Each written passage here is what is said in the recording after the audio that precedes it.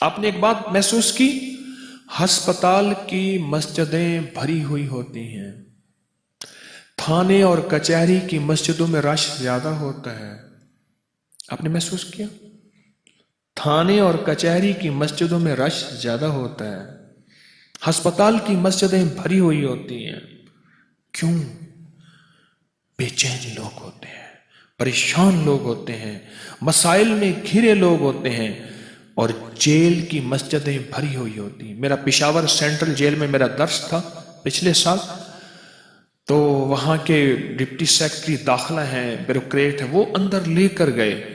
مسجدیں بھری ہوئی، بہت پرانی انگریز دور کی جیل ہے، بڑی بڑی دیواریں ہیں. میں اندر گیا، مسجدیں بھری ہوئی. میں ایک دفعہ پہلے ایک میرا جیل میں درس تھا، وہاں گیا، مسجدیں بھری ہوئی. جیل میں تسبیحاں سب سے زیادہ پڑھی جاتی ہیں، اعمال سب سے زیادہ ہوتے ہیں، تلاوت سب سے زیادہ ہوتی ہے. ہسپتال کے قرآن کے وہ حرف پلٹنے والی جگہ اکثر پرانی ہو جاتی ہیں، وہ پھٹی ہوئی ہوتی ہیں جہاں سے حرف پلٹتے ہیں. اور خاص طور پہ سورۃ یاسین والا آپ قرآن کا حصہ اٹھائیں ہسپتال میں. کیوں؟ ایک سوال ہے. اس کا مطلب، سوال کا جواب یہ ہے کہ وسائل پہ ہم نے محنت کی. ایک وقت آیا وسائل کہنے لگے ہم تیرا ساتھ نہیں دے سکتے.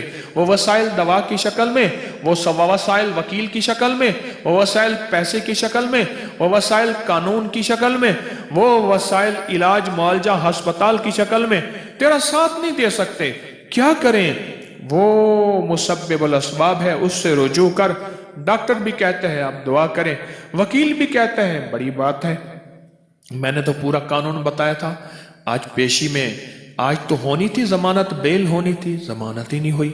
آج تو مقدمہ خارج ہو جانا تھا، خارج ہی نہیں ہوا. ایک وقت آتا ہے انسان بے بس ہو جاتا ہے. پھر وہاں تسبیح، نماز، دعا، کسی بزرگ سے دعا ہے یا نہیں ہے؟ یہ زندگی میں نظام چلتا ہے.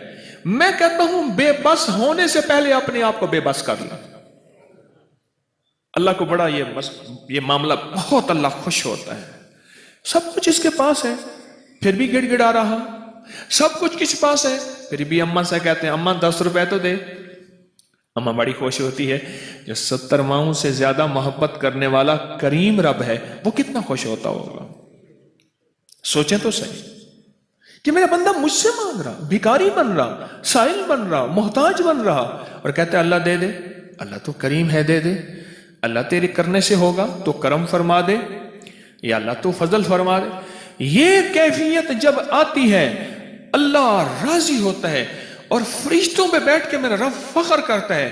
فرشتوں تم کہتے تھے نہ بناؤ، یہ دیکھو یہ میرا بندہ اب اس حالت میں ہے. حاجی کے اوپر اللہ فخر کیوں کرتا ہے؟ عظمتوں کا سارا، فخر کا سارا لباس اتار دیا، فخر کے سارے جوتے اتروا لیے، فخر کے سارے تاج اتروا لیے، اور میں تو کونج وانگو کرلاما. یہ حاجی کا مزاج ہے. اللہ کہتا ہے اس پہ میں بڑا راضی ہوں اور میں بڑا خوش ہوتا ہوں تیرے اس در بدر پہ. یہ ایک سبق ہے جو زندگی میں مومن کو دیا جاتا ہے کہ بے بس ہو کے اللہ کو ماننے والے بھی اللہ کو اچھے لگتے ہیں. بے بس ہو کے اللہ کو ماننے والے، میرے لفظوں پہ غور کیجئے گا میری طرف دیکھتے ہوئے، بے بس ہو کے اللہ کو ماننے والے بھی اللہ کو اچھے لگتے ہیں. بے بسی نہ ہو، مشکلات نہ ہوں، خوشحالیاں ہوں، بیٹے ہوں، رزق ہو، دولت ہو، سواریاں ہوں، عزتیں ہوں، شان و شوکتیں ہوں، ہر طرف سے سلام ہو، آداب ہوں، اور پھر بے بس ہو کے کہتے ہیں مولا تو رب ہے میں بندہ ہوں، اور تو عظیم ہے میں فقیر ہوں، اور مولا تو دے دے. اللہ میری ضرورتیں تو پوری کر دے. اللہ کے سامنے کبھی نماز کی شکل میں، کبھی دعاؤں کی شکل میں، کبھی روزے کی شکل میں اپنے آپ کو بے بس کیے جا رہا، بے بس کیے جا رہا. اس کا ایک بڑا رزلٹ آپ کو ملے گا، بتا دوں میں، وہ یہ ہوگا کہ اللہ نسلوں میں رزق، دولت، عزت دے گا. ورنہ اکثر ملوالی کے کئی واقعات ہوں گے، باپ بڑا جاگیردار مالدار تھا، بیٹوں کو منگتا دیکھا. ہیں واقعات ہیں. نہیں ہے؟